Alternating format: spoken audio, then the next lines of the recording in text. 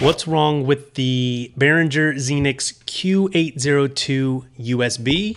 Or more importantly, how do we fix it? Or at least make it do what we want to do?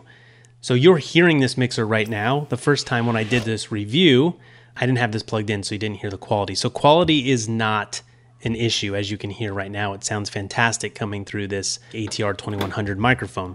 When I posted the review, I got some comments about a little quirk that I didn't catch when I had it the first time. So I reordered the mixer from B&H. Thank you for letting me borrow it again.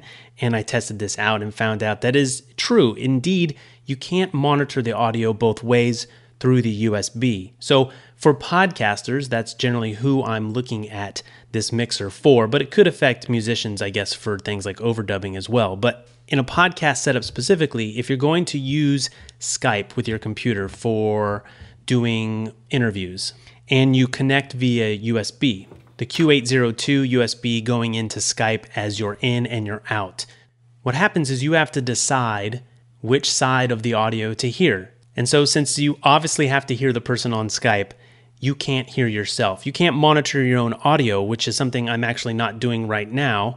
And I listen to it ahead of time. I can see the levels. I have another microphone on. I have a lav, which I can see the levels on the Canon 80D as well to make sure that I'm capturing good audio. But you want to be able to monitor at all times, because if something happens, you won't be able to hear it. You won't know until the recording, which is not good. So in the routing functions on this mixer, you have two ways to send the USB in and out. And the only way you can set this is to have the USB 2-track to phones and control room. That button needs to be in the down position so that the audio from Skype can come into the mixer via the USB and you can monitor it in the headphones. The USB 2-track to main mix, that button needs to be up. Otherwise, if you have that button down, and it says this in the manual, that button will mute the outgoing signal. So you won't be able to send audio to Skype.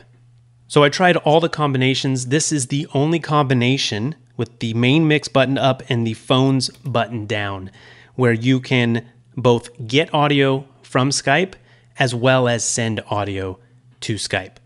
And now in other mixers like my Pro FX 12 and even upper level Behringers, you can hear the audio that you are sending out as well as hear the audio that's coming in.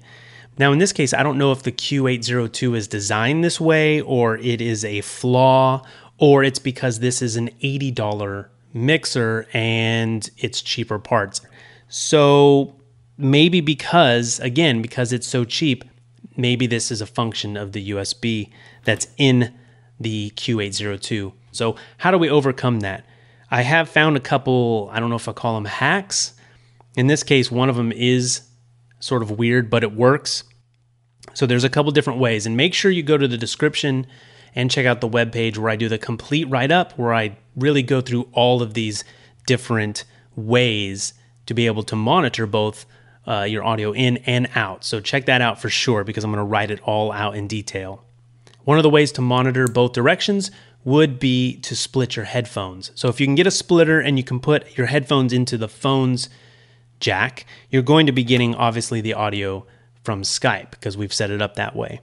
And if you put the other split into the main mix, you will get audio that you are sending out of there because you are always sending audio out of this main mix output. So you'll run into another quirk that you may notice here is when you are set up in the way that you need to be to send and get audio from Skype or other VoIP software, you won't see the LED meters moving. Another big problem. So not only can I not hear my audio, I can't even see the level of the audio on the LED meters, which is really bad again. So this is why we definitely want to be monitoring our audio, at least through our ears. And you want to set up ahead of time. Make sure your levels are good. Engage the audio meter so you can see it, and then disengage it so that you can get audio back. Another solution would be splitting the cabling, the Y cable that's going out to a recorder. Say in this case, I've got the Adderall and I'm recording from the mixer into this recorder. And what you would do is you would split again from the main mix in the phone. So both of the solutions involve splitting off to these two outputs. And in this case, you would monitor at the headphone jack of your recorder, which is a better way to monitor it anyways, because you're hearing exactly what's being recorded. Another solution, if you're just using USB as your in and out, would be to use recording software that allows you to monitor the audio. It sends the audio back. So this works with Audio Hijack on a Mac because it does let you bring the audio back and hear that. And if you set that up properly, you won't have any issues with feedback loops.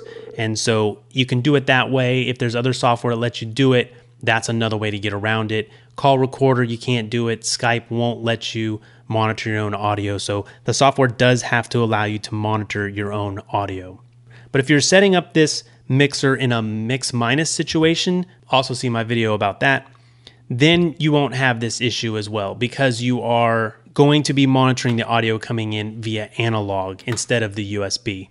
And one nice bonus of that is you can then use the USB output to send to software and record that way. So that's a couple ways around it. It's still a fantastic mixer, but if you were wondering what's going on, or can I monitor both ways, you can't when it's USB in and out, except with those alternative ways that I told you about. But again, you can hear this mixer sounds fantastic. I have the gain about 90% up, and I'm sitting right in front of this computer, which is making some noise, but this mic does a good job at rejecting noise, and I have a little bit of compression turned on, which actually isn't even engaging right now, but it sounds great. So the mixer's good, still a lot of value for your money. Ask your questions in the comments.